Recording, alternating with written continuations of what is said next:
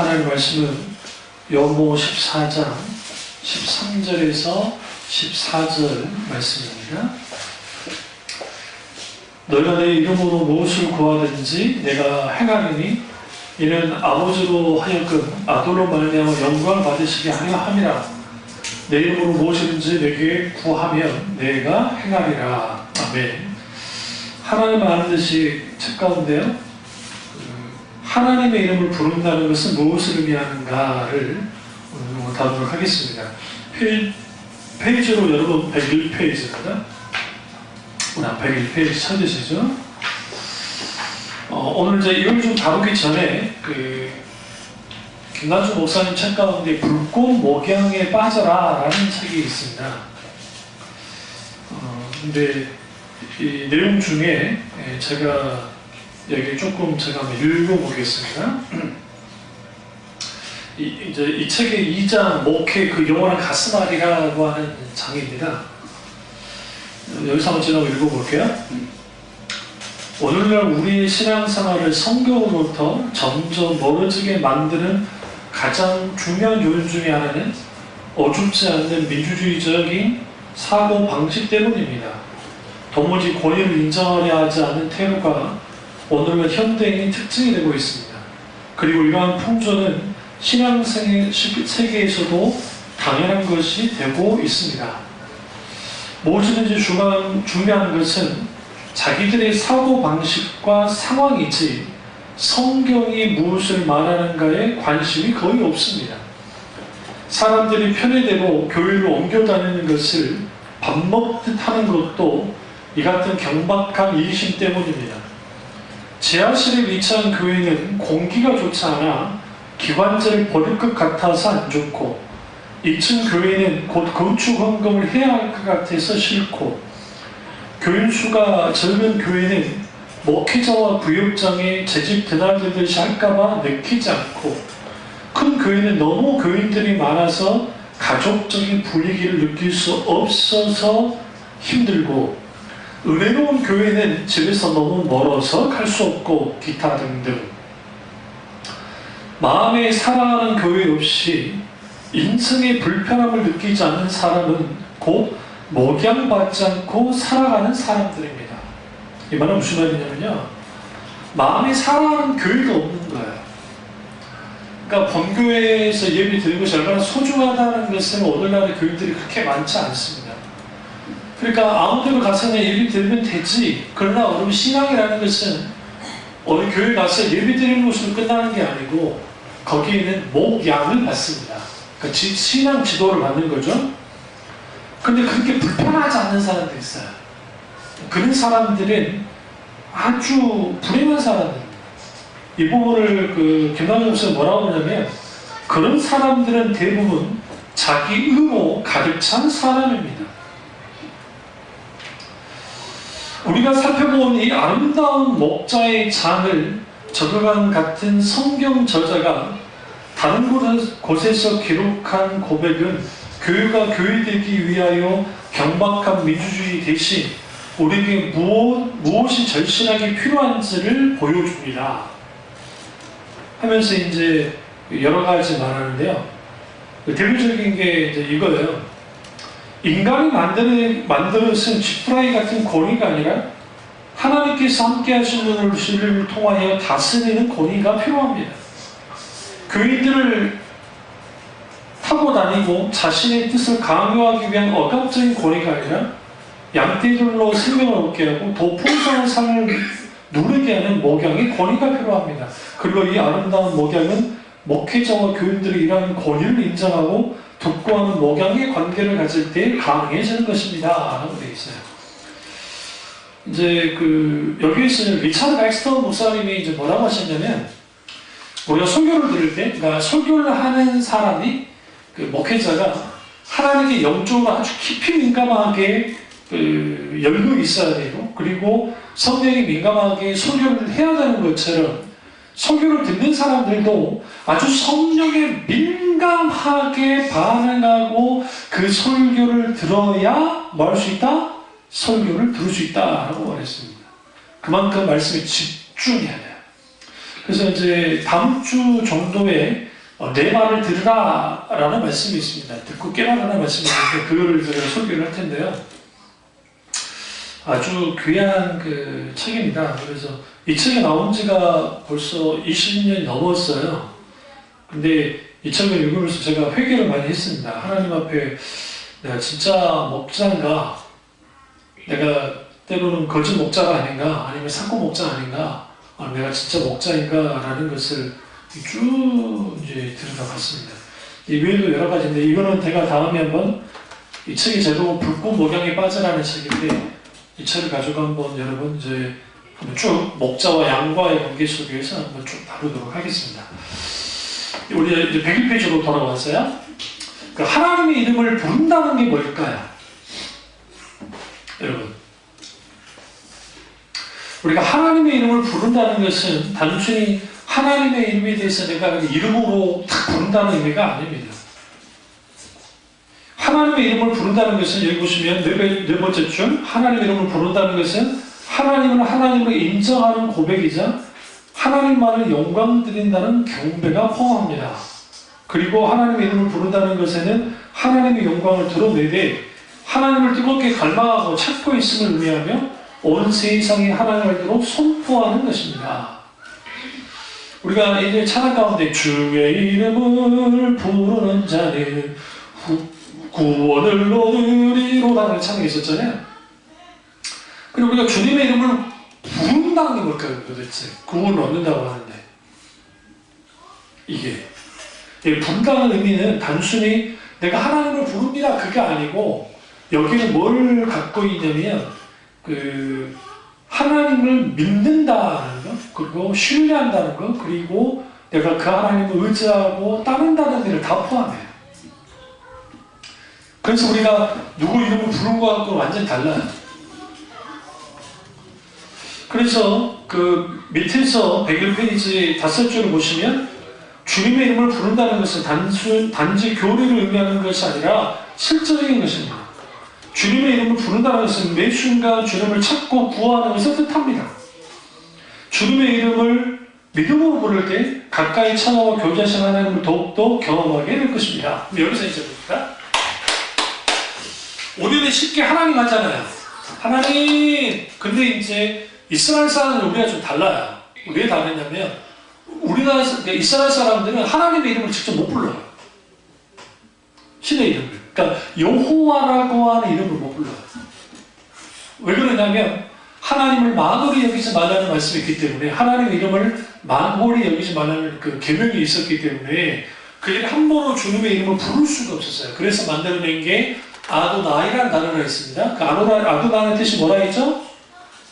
주님이라는 뜻이라 했잖아요. 주님. 우리 한국말로는 하나님. 그러니까 한국말로는 하나님이에요. 하나님, 혹은 그 이제 주님, 혹은 주, 이 표현이 아도나이와 관계가 있어요. 그러면 여기서 진짜 주의 이름을 부른다는 것은 뭐냐면 단순히 내가 신의 이름을 부르는 정도가 아니에요. 단순히. 그게 아니라 내가 그 주의 이름을 딱 부른다는 것은 결국은 내가 피조물이고 내가 구원받아야 될 사람이고 나는 주인이라는 것을 전제해요. 그러니까 하나님이 나의 주인이시고 나의 구원자시고 나의 창조주이심을 믿을 때 비로소 주의 이름을 부를 수 있어요. 단순히 내가 주님 이름 불렀다고 해서 되는 게 아니에요. 내가 말씀드렸죠? 예전에 초원의 집 이제 그 미국 요즘 최초의 미드 드라마 비슷한 게 아닙니까? 맥가이버 기억나세요? 맥가이버 여자들 안 좋아하잖아? 난 맥가이버 보고 환장을 했는데 맥가이버 확 해결해주고 여러분 바야바 생각나십니까? 바야바 지금 보면 내가 왜 봤는지 모르겠어. 그 진짜 그 창피한 거를. 그래서 그렇지 와 그러면서 막 그러잖아요. 그럼 제가 무슨 짓을 했는지 아세요?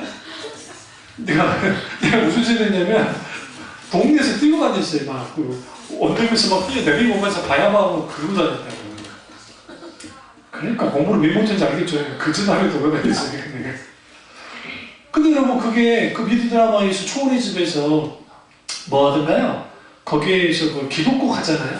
밥 먹기 전에 딱 먹어가지고 이제 아버지가 기도해. 그러면 이제 오늘은 우리 연희가 진짜 교도를 좀 잘했는데, 응? 그 기도할 때 보면 눈 뜨고 막 그런 애들이 이제 꼬맹이들이 그런 걸 한단 말이에요. 거기 나와요, 거기 보면. 그러면 이제 눈 뜨고 탁 쳐다보는 거야. 장난 많지? 눈 뜨고. 그게 애들은 재밌는 거죠. 그때 끝날 때 예수님 이름으로 하지 않아요. In Jesus' name and prayer 하지 않아요. 예수님의 이름으로 기도드렸습니다 하지 않아요. 그때 나 좀 이상했어요.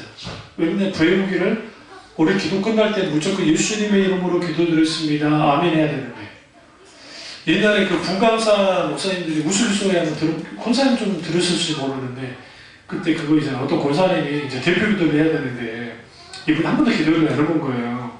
근데 이분이 막 그렇게 믿음이 있는 분도 아니고, 가고 이제 써가라 하고 써서 올라가긴 했는데, 이제 달달 이제 써가서 하기는 좀 창피하니까 달달 외웠어요. 하고 이제 기도를 막 처음에는 잘 나갔네? 근데 어떻게 기도를 끝내지 하는데 멘붕이 온 거예요. 어? 예수님의 이름으로 기도했으면 아멘 하면 되는데 그게 생각이 안 나는 거예요. 그러니까 이분이 어떻게 되냐? 기도를 마치겠습니다.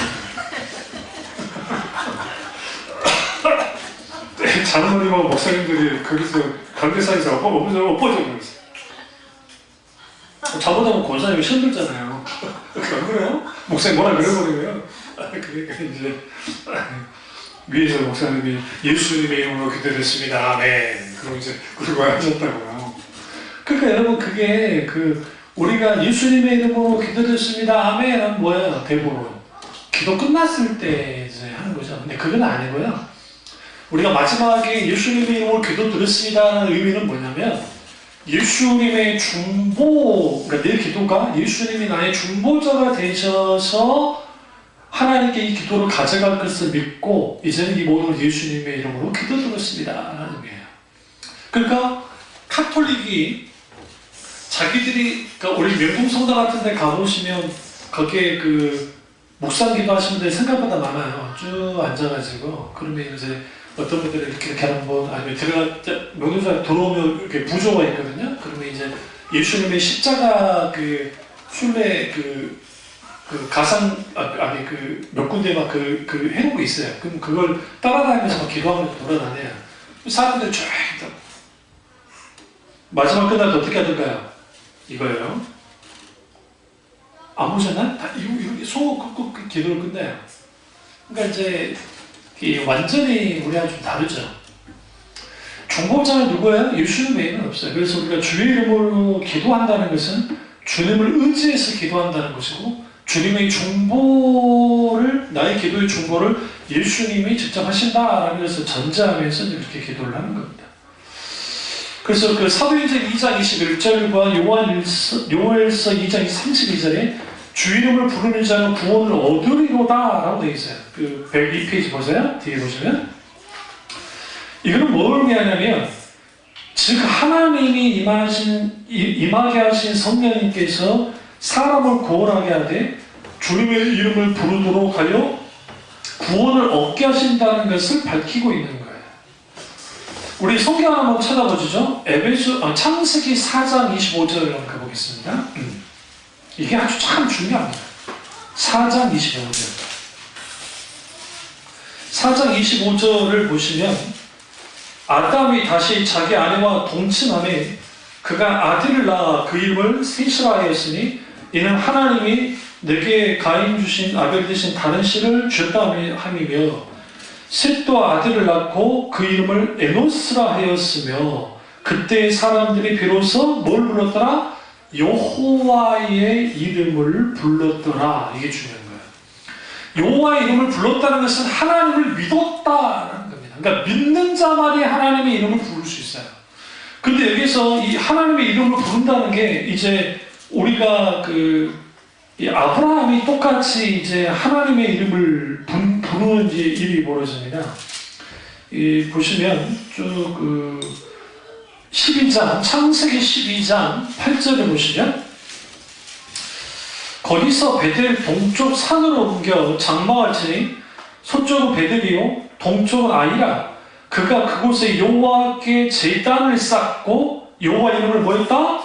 부르다 부르더라 라고 되어 있어요. 그러면 이제 여기서 주의 이름을 부른다는 게 뭐냐라는 거예요. 이걸 이제 말씀드리겠습니다. 첫 번째, 신앙 고백이요. 첫 번째. 두 번째는 뭐냐면 이 주의 이름을 불렀다는 것은 이쪽에 찬양의 의미가 있어요. 히브리어로 야다라는 단어가 있는데 이게 찬양하다는 뜻이에요. 그런데 이 야다라는 단어가 찬양이 뭐와 연결되냐면 기도와 관계가 있어요. 기도.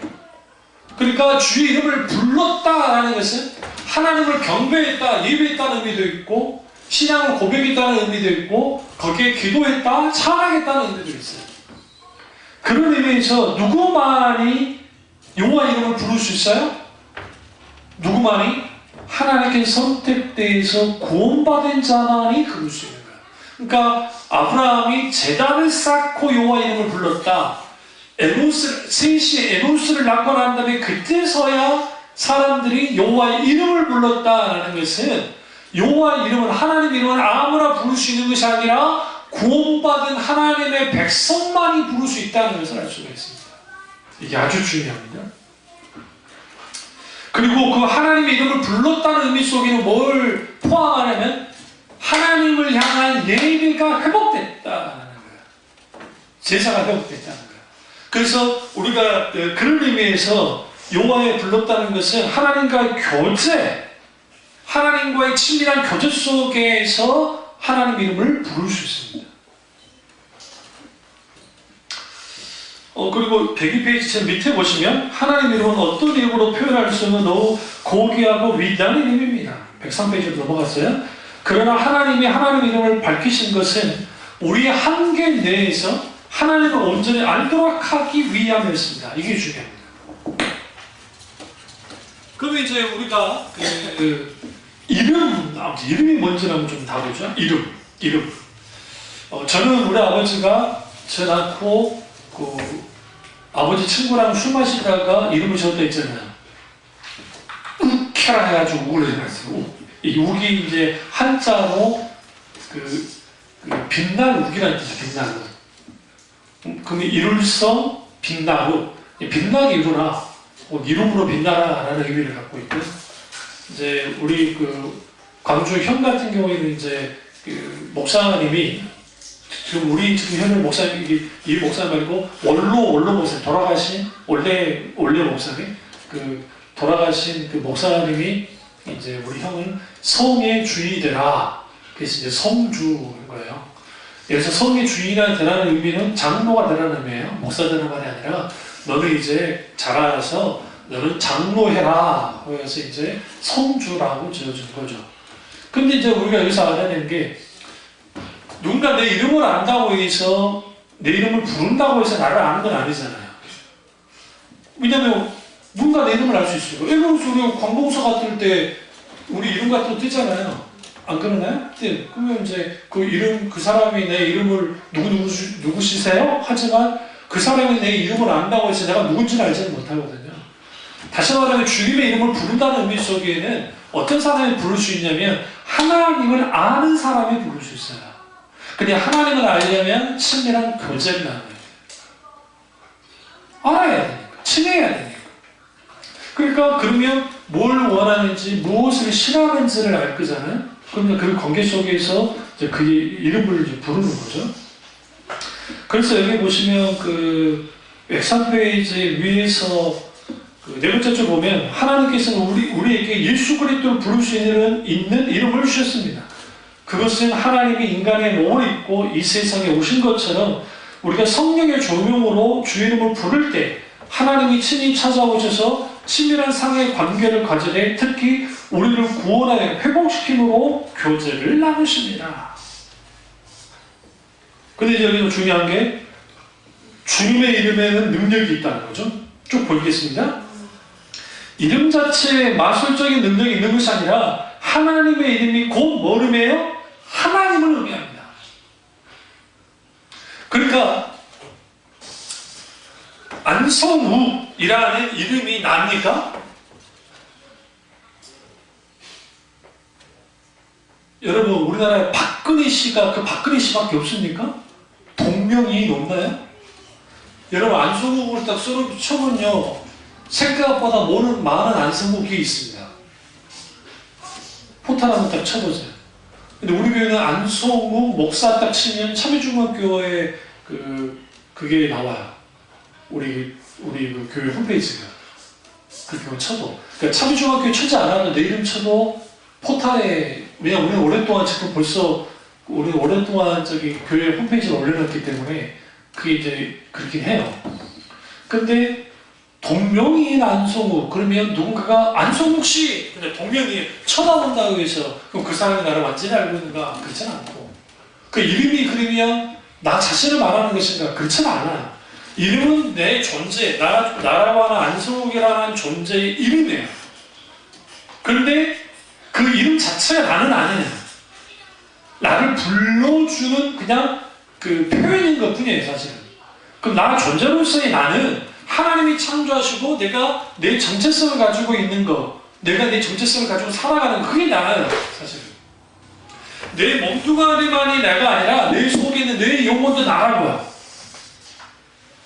근데 오늘날의 그 사람들은, 하나님을 떠난 사람들은 육신의 나라만 있는 거예요. 그 육신의 나만 있기 때문에 상당수가 자기의 육신적인 것에 의해서 모든 것이 좌우돼요. 이게 문제죠. 그러면 그 주의 이름의 능력이 있는 이유는 뭐냐?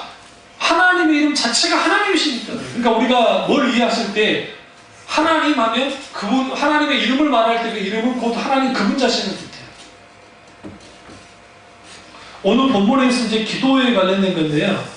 내 이름으로 무엇이든지 내게 구하면 행하리라. 이게 왜 중요하냐면 이때까지 예수님의 제자들이 유대 전통에 내려오는 기도 생활을 했는데 예수님의 이름으로 기도한 적이 단 한 번도 없었어요. 그러다 비로소 이제 예수님의 이 공생의 과정 속에서 내 이름으로 기도해라. 이게 얼마나 충격적인 거냐면 그 이스라엘 사람들은 모세 이름으로 기도하고 엘리야 이름으로 기도하고 그러지 않아요. 그냥 인간이기 때문에 오직 누구 이름으로만? 여호와의 이름으로만, 아도나이 하나님의 이름으로만 기도를 해요. 그런데 예수님이 갑자기 내 이름으로 기도하라 그래버려요. 예수님이 내 이름으로 기도하라는 것은 그것 뭘 의미해요? 예수님 그분이 하나님이시다라는 것을 이 가르침 속에서 분명히 드러나고 있는 거예요. 그러면 103페이지 밑에서 6번째 보면 예수님의 이름으로 기도한다는 것은 예수님 안에 있어야함을 전제하고 있고 예수님의 지배와 통치 안에서 예수님의 이름으로 기도할 때 예수 그리스도께서 우리 기도에 뭐 하신다? 응답하신다. 이게 이제 중요해요. 예수님의 이름을 힘입어 생명을 얻게 되고 예수님의 이름을 믿는 자는 예수님의 이름으로 귀신을 쫓아내며 예수 이름으로 회개와 죄사함을 선포해야 합니다. 그럼 여기서 이제 부른다는 의미가 뭐냐? 여기 보시면 뒤로 넘어갔어요. 104페이지. 히브리 단어의 뜻은 외치다, 호소하다, 부르짖다라는 의미가 있고 헬라어로는 에피카레시타이라고 해서 불러일으키다, 이름을 부르다는 뜻입니다. 이렇게 의미는 어떤 의미까지 가져가냐면 부르짖음이 포함되어 있습니다. 너는 내게 부르짖으라 내가 너에게 응답하겠고 라고 주님 말씀을 이사야서요. 부르짖는다 라는 것은 주님만을 구해서다. 여러분 이 세상에 잘난 사람들이 많잖아요.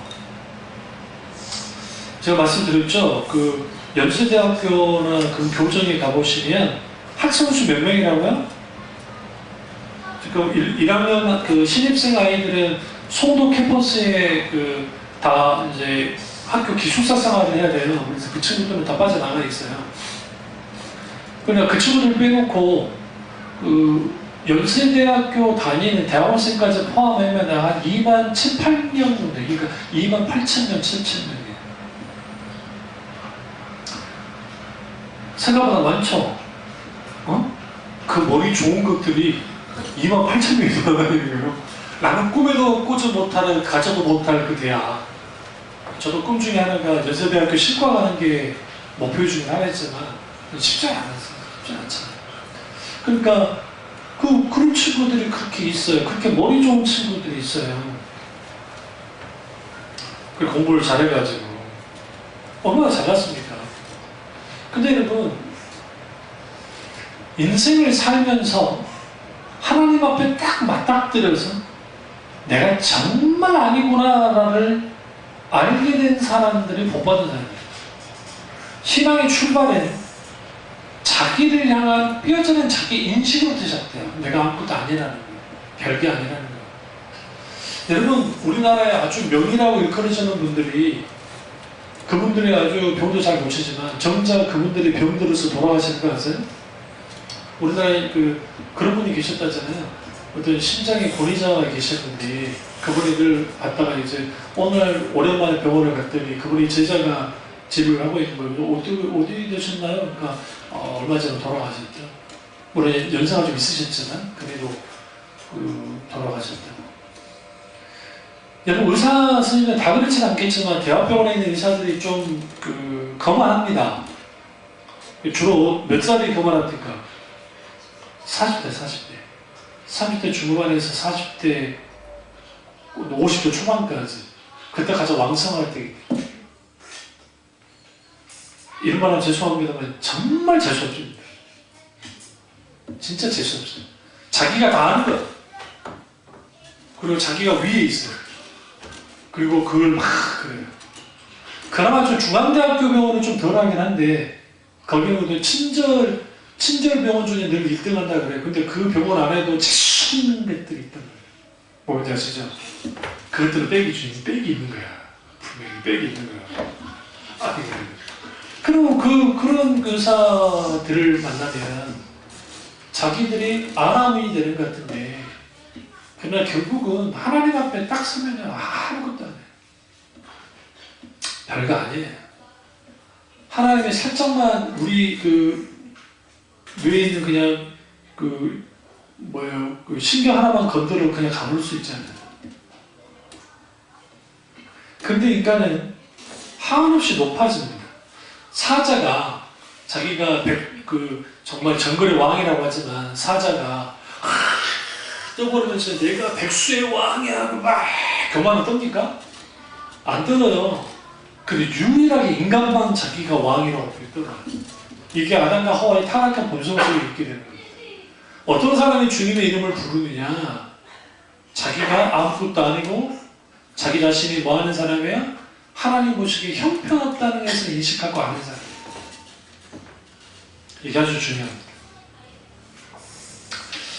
104페이지 예레미야가 성경이잖아요. 3장 55절에서 56절인데, 여호와의 내가 심히 깊은 구덩이에서 주의 이름을 불러나이다.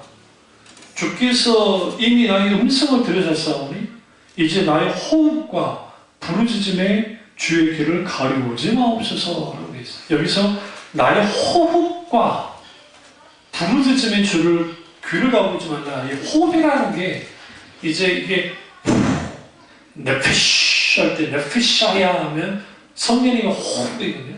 숨 붓는 거잖아요. 근데 우리 호흡하는 소리까지도 주님이 들어달라잖아요. 이게 뭐냐면 이 사람의 영적 상태가 어떤 상태인지 알 수 있는 거예요. 완전히 끝장이 나는 거예요. 우리 어쨌든 숨조차 쉬워지지 않을 때 있잖아요. 너무 힘들고 어려울 때. 근데 오늘 예레미야가 그때라도 주님 내게 귀를 기울여달라는 것이 얼마나 영적으로 크게 눌러있는지 알 수 있어요. 그러니까 우리는 언제든지 주님의 이름 불러야 돼요. 우리 권사님들이 늘 하는 거, 아버지. 그냥 노무사님들 톡하면, 아버지 하나님. 아이고야, 아버지. 그랬다고 넘어지시네요. 넘어지는, 아버지 하나님.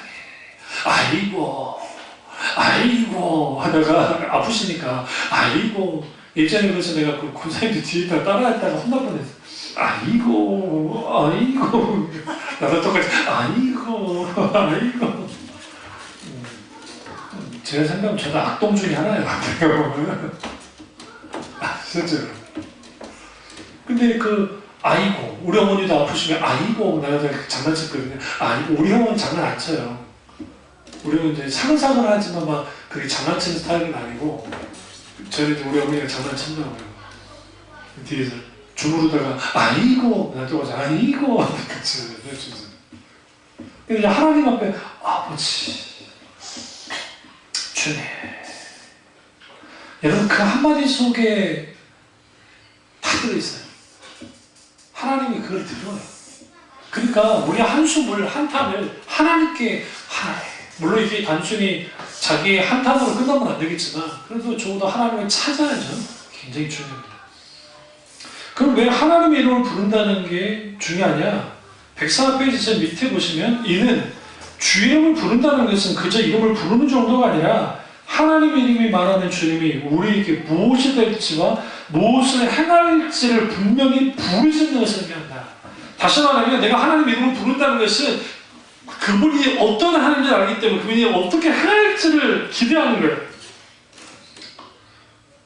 그걸 믿고 부르짖는 거예요.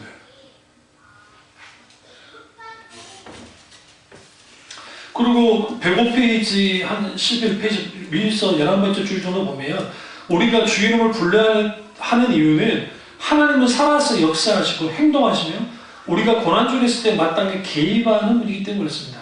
그러니까 우리가 주님을 부른다는 것은 주님을 내게 직접 빨리 주님을 찾아와 달라는 거죠.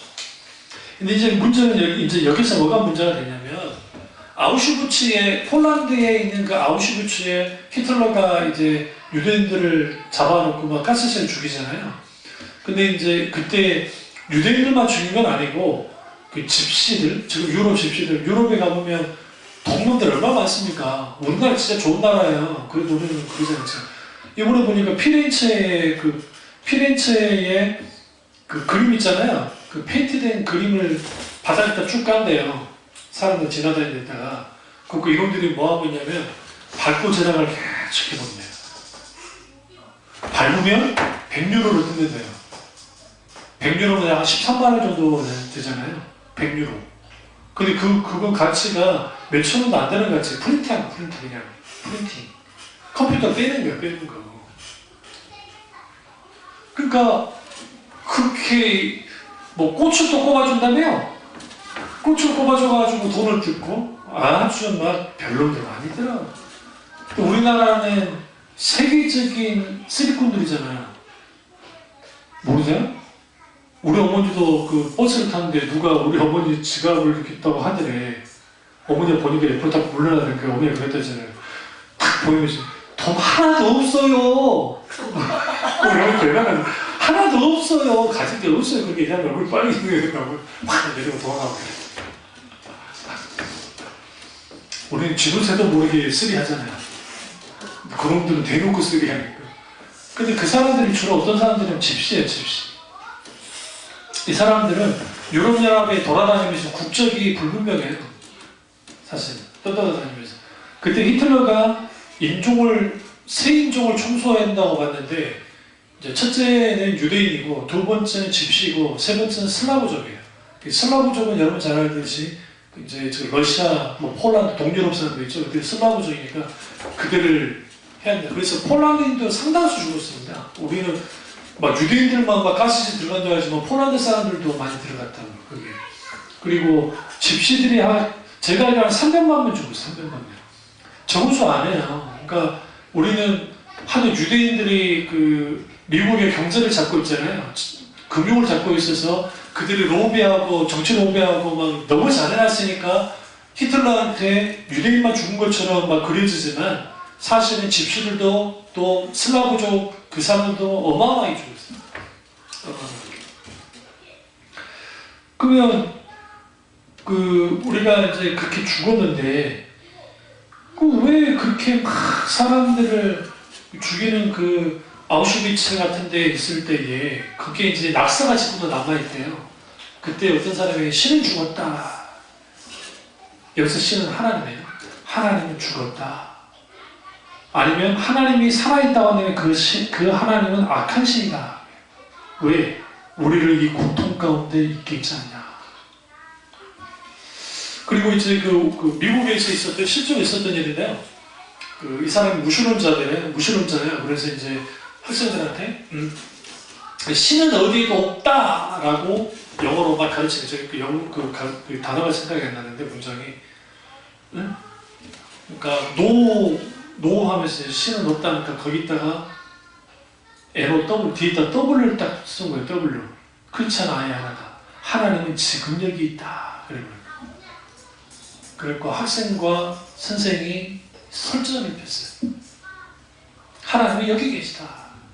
실제로 그 아우슈비츠 그 낙서, 막 돌멩이 같은 막 낙서인들을 보시면 어떤 사람은 신을 욕하고 하나님을 욕하고 죽는 사람들이 거의 태반인데 거기에 그런 걸과 하나님이 여전히 여기 계시다. 그게 가능하나?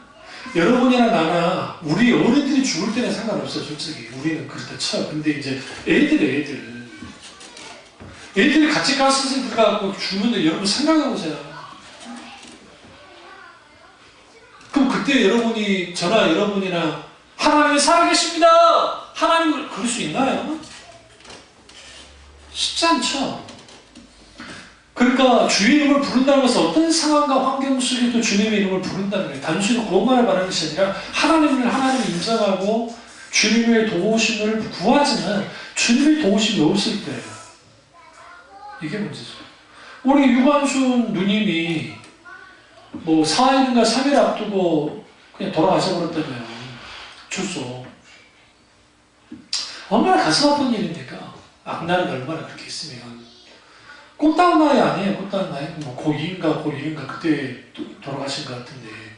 그러니까 큰찬이에요. 큰찬. 천국의 소망을 가지고 있고. 그러니까 그 주님의 이름을 부르지 않았을까? 근데 그 주님의 이름을 불렀을 때 즉각 하나님이 도와주시면 좋은데 그러지 않는 거죠. 그러니까 다니엘이 던져졌을 때, 구덩이에 던져졌을 때 하나님이 구해준 것처럼 그렇게 구해주시면 얼마나 좋겠어요. 생각하지 못하잖아요. 김선일 씨가 알카이다에게 잡혀가지고 그때 이제 목배에 죽었잖아요. 그 사람이 선교사 꿈이 있었던 사람이고 그걸 위해서 이제 돈을 모아서 했던 분이죠. 근데 그게 허망하게 죽었잖아요. 그럼 그 속에서 얼마나 분석했어요. 하나님 구원해 주십시오. 하나님 어떻게. 그러나 그게 안 된 거잖아요. 그러면 하나님이 죽어있는 것이니까 그러니까 이제 세상 사람들은 그래서 하나님을 없다고 그러는 거예요. 정말 신이 살아있으면 어떻게 악이 이렇게 있고 저 김일성이나 김정은이나 김정일 같은 놈들이 저 짓을 하면서 그 어마어마한 그 수용사를 만들어 놓고 거기서 정치범들 거의 한 200만에서 300만이 갇혀 있다고 하는데 그 사람들을 그렇게 가둬놓고 그 짓을 하는 그런 악마 같은 놈들이 여전히 뭐하고 있어요? 활개치잖아요. 진작에 하나님이 깨부셔야지. 옛날 기도가 뭐였습니까? 김일성을 죽여주십시오. 그러니까 하나님이 죽였어요. 걷어갔어요. 그래서 김일성에 뒤지면 통일될 줄 알았더니 정일이가 나와갖고 안 되네. 그 정일이 뒤지면 될 줄 알았더니 똥땡이 새끼 하나 나와가지고 정원이가 나와서 안 그러고 있어요. 걱정되죠?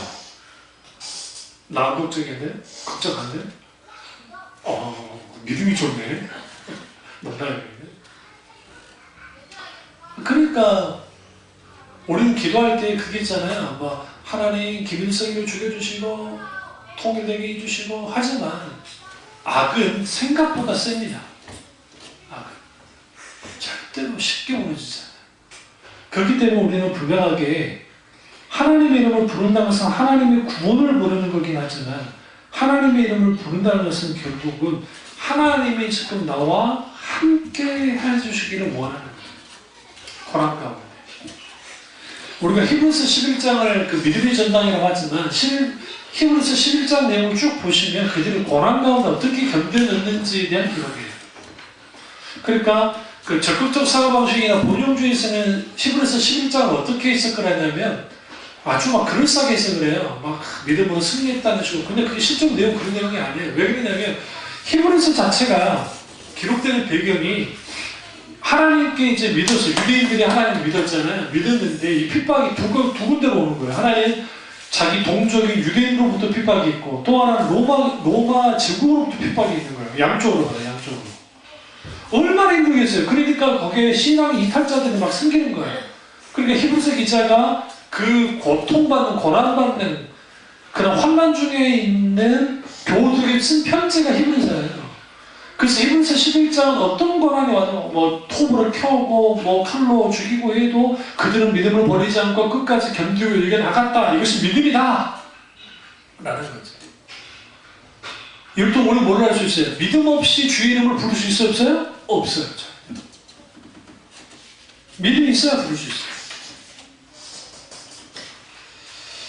그리고 그 109페이지 가보시면 밑에서 7번째 페이지 보시면 하나님 이름을 부른다는 것은 신앙 고백의 표현이자 예수께서 하나님의 아들이자 구원자이시며 메시아이심을 시인하는 것을 포함합니다.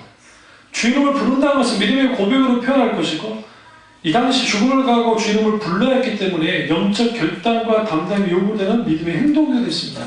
이게 뭐냐면 이제 사람을 색출해내요. 큰 차이인지 아닌지. 그러니까 히틀러가 이 사람이 유대인지 아닌지를 어떻게 색출을 했냐면 이제 혼혈돼가지고 유럽 사람과 별다를 게 없는 거예요.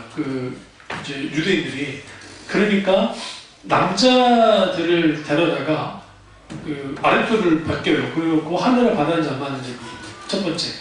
그 다음에 두 번째 이름에 유대 그러니까 우리 뭐 야코 하잖아요. 뭐 기타는 뭐 이삭 하면 이삭인 것처럼 이삭. 그러니까 그런 이름 가운데 그 유대식 이름이 있으면 무조건 잡아다가 그 사람들은 막 지가 유대인 아니다 할지라도 죽였어요. 그만큼 주 이름을 부른다는 것은 예수님 당시 이 말은 뭐냐면 너가 예수를 믿는 사람이냐 안 믿는 사람이냐의 실질적인 판단이 되는 거예요. 그러니까 순교를 각오하고 주님의 이름을 불렀어야 돼요. 그러니까 오늘 우리가 생각하는 주의 이름을 부르는 자들 구원을 얻으리로다. 우리는 북한처럼 그렇게 편법받지 않잖아요. 북한인의 교인들처럼 우리 북한인의 성도들처럼. 그러니까 우리가 주의 이름을 부르고 우리 밖에 나가서 예수님을 믿습니다 라고 한다고 해서 잡아가지 않아요. 우리 종교자가 있기 때문에. 그러나 성경에서 말하는 주의 이름을 부른다는 것은 생명을 걸어요. 아주 중요합니다. 밑으로 넘어가시면 110페이지 성경 구절 있잖아요. 이제는 왜 주저하느냐 일어나 주의 이름을 불러 세례를 받고 너희 죄를 씻으라 하더라. 여기서 주의 이름을 부른다는 것은 믿음의 결단에서 나오는 것이라는 걸 알 수 있고 그리스도인이라는 것을 고백하는 그것을 증명하는 그를 증거하는 표시가 주의 이름을 부르는 거예요. 그래서 여기 시인한다는 표현 이제 마태복음 10장 31절과 33절의 구절이 나오잖아요. 여기 보시면 누구든지 사람 앞에서 나를 시인하면 나도 하늘에 계신 내 아버지 앞에서 저를 시인할 것이고 누구든지 사람 앞에서 나를 부인하면 나도 그 하늘에 계신 내 아버지 앞에서 저를 부인하리라. 여기서 시인한다는 것은 호모로게오라는 헬라어를 하는데 동의하다, 계약하다, 인정하다, 고백하다 뜻입니다. 이걸 좀 더 들어가면 여기 보면 오른쪽 더 깊이 들어가면 주님 안에 함께 말하는 것. 그래서 이 뜻은 주님 안에서 함께 말하는 것 혹은 저를 저 안에서 나도 시인하는 것. 그러면 어떤 사람만이 주님의 주님을 시인할 수 있어요? 하나님과 연합한 사람, 그리스도 안에 있는 사람만이 뭐 할 수 있냐? 시인할 수 있어요. 미국에서 그때 총기 난사 사건이 있을 때 그때 너 예수 믿냐? 너 아니 크리스찬 물었을 거 아니에요. 너 크리스찬이야? 나 I'm 크리스찬 했을 때 나 쏴 죽였잖아요. 그 소녀 하나가 지금 있지 않는 게 이제 오래된 일이긴 하지만 벌써 그러지만 그 친구가 한때 10대 때 방황하면서 그때도 10대이긴 했지만 초반에 마약도 하고 자 하여튼 별짓 다 하고 있다가 그러다 예수님을 만났단 말이에요. 구원을 받았고 막 돌아다니고 막 하면서 다 머리에다가 총구에 총을 대면서 도서관에서 숨어 있었는데 총을 대면서 그 녀석이 너 크리스찬이냐? 크리스찬이다. 그래? 그러면 네가 예수를 욕하면 너 살려줄게. 거기를 그 현장에 몰래 숨어있던 사람들이 그 살아남은 아이들 본 거예요. 이번에 그 총기 난사 났는데 얼마 전에 났어요. 미국에 났는데 살아남은 친구 하나가 자살 죽은 거였어요. 친구들이 거의 다 죽었는데 혼자 살아남았다고 그걸 못 견디고 자살 죽은 거였거든요. 생각해보세요. 여러분이나 만약에 그게 살아남았는데 그 광경을 봤어요. 얼마나 평생의 충격이겠어요. 근데 그 친구들의 가장 큰 충격은 그놈이 총을 갖다가 머리에다 대고 빵 쏘는 게 아니었어요. 그것도 엄청나게 충격인데 그걸 굴하지 않고 나는 예수님을 너무 사랑한다. 내 목숨보다 사랑한다. 빵! 그 자리에 죽었어요. 그걸 몰래 지켜봤던 애들이 큰 찬이 애들도 있었고 큰 찬이 아닌 애들도 있었는데 그 애들이 다 죽게 돌아오고 왜 돌아왔냐면 퀘스천 자기 생명을 내어둘 만큼 예수님이 도대체 누구냐는 거예요. 그럴 수 있을까? 그 친구에 대해서 알아봤어요. 결코 그 친구는 광신도가 아니라는 걸 알았어요. 광신도가 아니에요. 분명한 것은 세상처럼 많이 놀았다가 바뀌어진 친구예요. 도대체 예수가 누구길래 그 아이를 그렇게 바꿀 수 있었냐. 그래서 그 지역이 그 총기 난사 공포보다는 거기에 오히려 하나님의 놀라운 부흥이 일어났다. 그 지역. 그 힘이 뭘부터 온 겁니까? 주님을 이름을 인정하고 시인하게 했었어요. 근데 그게 쉽나요? 쉽지 않죠. 우리는 계산하죠. 뭐예요? 앞에서는 아는 것처럼 후에 믿으면 되지. 쉽게. 그치는 그렇지 않았다. 그 난사했던 녀석들은 경찰들이 치고 들어오니까 쟤들 머리에 총 쏴고 쟤들 죽었어요. 사탄은 그런 짓들을 해요. 111페이지 밑에서 한 8번째, 9번째 쭉 보시면 우리가 주 이름을 부를 수 있으려면 성령의 조명 가운데 주님을 만날 때 가는 겁니다. 사도행전 2장 21절에 주 이름을 부른다는 것을 일반적으로 기도하는 것으로 이해하는 경우가 많은데 주 이름을 부른다는 것은 기도로 한정시킬 필요가 없습니다. 여기에서 하나님 이름을 부른다는 것은 믿는다는 의미로 이해해야 합니다. 그러니까 믿는다. 또 하나는 고백한다라는 의미. 무엇보다도 주의 이름을 부른다는 것은 인기 주신 하나님, 그분을 찾고 구하는 것을 뜻합니다. 이때 하나님이 우리 가운데 임하십니다. 주의 이름을 부르려면 주님의 주권을 인정하고 복종해야 됩니다. 112페이지로 넘어갔어요. 여기서 이제 세 가지를 살필 거예요. 주의 이름을 부른다는 것. 첫 번째, 하나는 주의 이름을 믿는 것인가, 주님을 믿는 것인가. 그 주님의 이름을 믿는 거냐, 주님을 믿는 거냐, 이게 말도 안 된다고 생각하시면 이게 좀 엄밀히 중요해요. 주의 이름을 믿는다는 것은 곧 주님을 믿는 것과 같습니다. 근데 여기서 왜 제가 이 표현을 했냐면 주의 이름을 믿습니다 하면 마치 그 이름에 마술적인 능력이 있는 것처럼 생각이 들어요. 이게 우리 개혁교회에 있는 교우들은 그러지 않는데 카톨릭 사람들은 그래요. 왜 그러냐면 성 미카엘이여 나를 도와주셔서, 뭐 성 니콜라우스여 도와주셔서, 성 마테오여 뭐 누구여 도와주셔서 그 성인의 이름만 불러두고 성인이 찾아온다는 거죠. 성인이. 그래서 여러분 그 카톨릭 보시면 카톨릭 절기가 365일 절기가 없을 때가 거의 없어요. 하도 성인이 많아가지고. 그래서 그때마다 그러니까 치료하는 성이 따로 있어요. 병 고치는 성이 따로 있고, 재물 주는 성이 따로 있고, 사업 번창해 주는 성이 따로 있고, 뭐 해주는 성이 다 따로 있어요. 그 신들을, 그 성인들을 찾는 거예요. 그래서 그 성인이 하나님께 나를 잘 설득해 줘서 그렇게 역사해 달라고. 지금 산티아고 순례길이 우리나라 친구들이 엄청나게 난대요. 그 나이 드신 분들 가고 젊은 친구들이 굉장히 많이 난대요.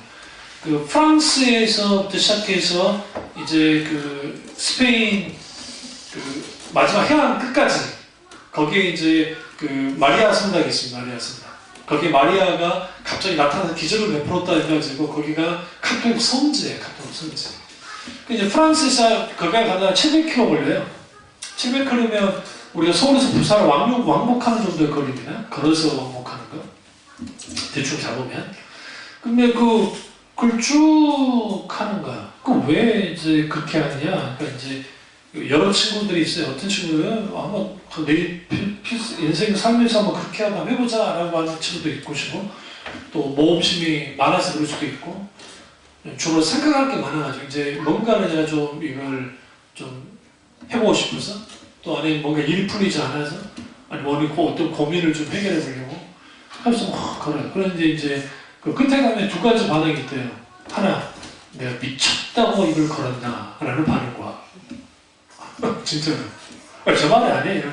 거기 미쳤다고 그러냐. 두 번째, 그래도 그 걷는 가운데서 많은 것을 느꼈다. 인생에 있어. 무엇이든지 할 수 있을 것 같다. 그거는 그거 안 걸어도 알아요. 어떻게 할 수 있냐. 군대 남자들 제대하잖아요. 군대 갔다 와가지고 군대 갔다 오면 다 할 수 있을 것 같아요. 근데 군대보다 더 하는 거 저도요? 사회예요, 사회. 사회가 달라요, 사회. 일시적입니다. 개인적으로는 제가 우리 민준이하고 이삭이 데리고 한번 뜨려고. 경기 이삭이 안 간다고 하니까 저기 허니까지 데리고 응? 한번. 문제 우리 아들이 그때 저희들이 성인이 돼 우리 아들이 너무 이제 나이가 많아져요. 내가 더 그 순례길을 쭉 가죠. 이제 카톨릭 신자들은요 어떻게 하냐면 이제 거기서 기도문을 외우면서 가요. 그래서 말 그대로 그때는 성지 순례로 완전히 달라요, 느낌이. 일반인들이 이제 걷는 거.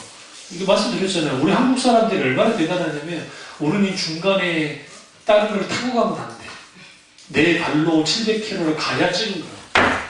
근데 이제 외국인들은 그러지 않는데요. 다니다 보면 막 아플 때 있잖아요. 막 물이다. 그러면은 이제 한 25km 정도 떨어 있어요. 25km, 30km 정도? 그러면 거기에 그 택시를 불러가지고 돈 주면 되니까.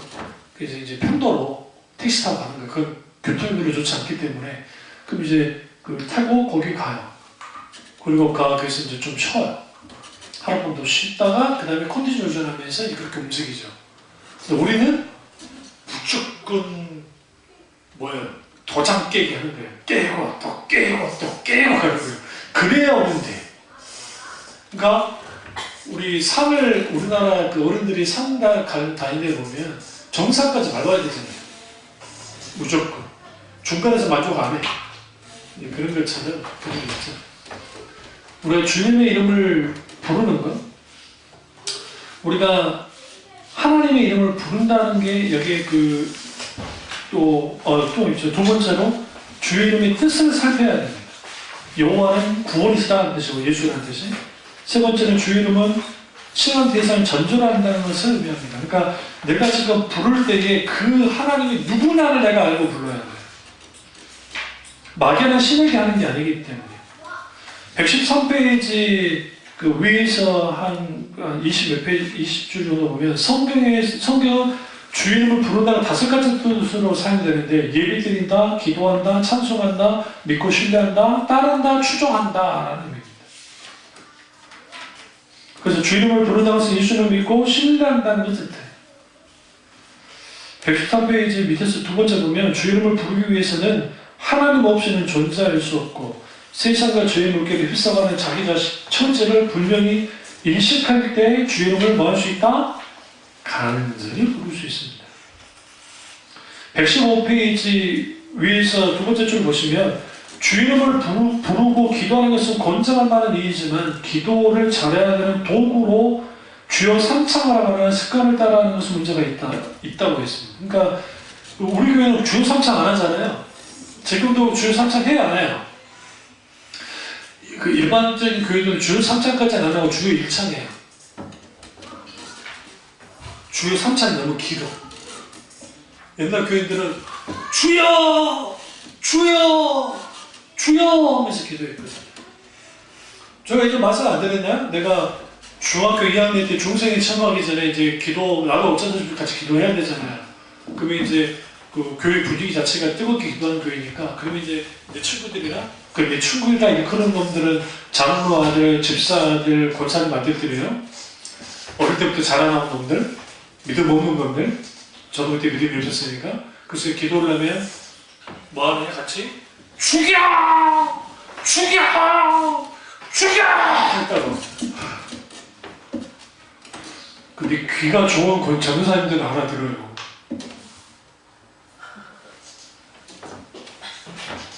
나가서 봐봐요. 누구 새끼들이에요? 장로님 자식, 권사님 자식, 집사님 자식이에요. 그분도 이제 잔소리를 해요. 네 엄마 아빠들은 다 신앙이 좋아서 그러는데 너희들이 그러면 되겠냐 하면서 막 하면서 우리 또 한끼를 흘러. 그래놓고 또 우리는 복수를 하자고 해요. 어떻게 복수를 하자면 다음 주에 뭐 한다? 예배 시간에 늦게 온다. 그래서 이제 몰래 이제 또 늦게 왔대. 근데 어떻게 들어오느냐? 뒷문을 몰래 쭉 열고 들어오면 여기 장의자가 하나 둘 네 개씩 있었으니까 낮은 포복을 하면서 먼저 기다렸던 놈이 있으면 같이 눈치 보고 잘 들어오기 좋을 때가 기도할 때 그때를 맞춰서 그럼 또 아주 눈치 빠른 이제 집사님이나 그 전도사님이 딱 지키고 있다가 나와. 그때는 그걸로 안 돼. 이제 무릎을 꿇치고 이제 손을 들게 하죠. 죽여. 근데 그 주요 3창의 의미는 우리나라 전통과는 아주 좋은 의미입니다. 그러니까 그 주요 3창은 뭐였냐면 내가 주님을 찾는 의미가 있어요. 그러니까 부르짖는 의미가 있어요. 그러니까 하나님의 부흥이 있으실 때, 한국교회 부흥이 있을 때 주요 3창은 달랐어요. 주여 하면서 하나님 그분을 막 찾는 거예요. 지금 내가 주님을 부르짖습니다. 찾습니다. 이 자리에 오셔주십시오. 내가 주님을 향해서 내가 기도합니다 의미인데, 어느 날에가 주요 3창이 어떻게 변질이 되냐면 기도 시작하는 일종의 추임새가 되버렸다는 거예요. 추임새가 되버리니까 주여 하면서 하나님 주여 그렇게 되버린 거예요. 그러니까 우리 교회 제가 교회 개척하고 할 때에 뭐 하잖아요? 우리 주요 3창 안 해요. 주요 3창 하는 게 잘못됐다는 게 아니에요. 올바르게 알고 주요 3창 하면 돼요. 그러나 그 기도를 열기 위한 수단으로서 추임새로서 끝나버리면 아무 의미 없어요. 그런 식의 주요 3창은 의미가 없습니다. 그렇다고 주요 3창 하는 교회가 잘못됐다는 게 아니라 진짜 의미를 알고 주요 3창 하면 상관이 없습니다. 로마서 10장 14절과 15절 밑에 보시면 115페이지 그런즉 저희가 믿지 아니하는 일을 어찌 부르리요 듣지도 못한 일을 어찌 믿으리요 전파하는 자 없이 어찌 들으리요 보내심을 받지 아니하였으면 어찌 전파리요 계획된 바 아름답도다 좋은 소식을 전하는 자들의 발이여 한과 같으니라. 그러니까 믿지 않았는데 어떻게 부르겠어요 주의 이름을. 듣지도 보지도 못했는데 어찌 믿겠어요. 그러니까 주의 이름을 부르시는 것은 하나님을 경험한 사람만이 아니에요. 덮어놓고 그냥 교회 오게 해가지고 이렇게 세워가지고 주님의 이름으로 내가 구원받기를 원합니다. 그게 시켰다고 해서 주 이름을 불렀으니까 구원받았습니다. 그런 건 없어요. 선생님. 그런 식으로. 그리고 그 116페이지 밑에서 위에서 네 번째 보시면 여호와 우리 하나님이여 주의 다른 주들이 우리를 관할하였사오나 우리가 주만 의지하고 주 이름을 뭐하나 부르리이다. 여기서 주만 의지하고 주의 이름을 부릅니다. 여기서 뭐합니까? 다른 주가 없다는 거야. 내가 왜 주님의 이름을 불러야 되냐? 하나님만이 주님이시기 때문에, 하나님만이 살아계신 분이기 때문에, 하나님만이 참이시기 때문에 그래요.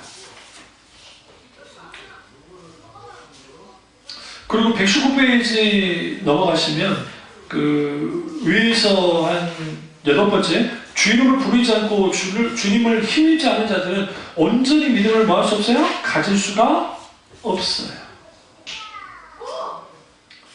그리고 120페이지 가보시면 그 위에서 한 11페이지쯤 보시면 우리는 주님의 이름을 부름으로 인해 주님을 힘입어 살아야 합니다.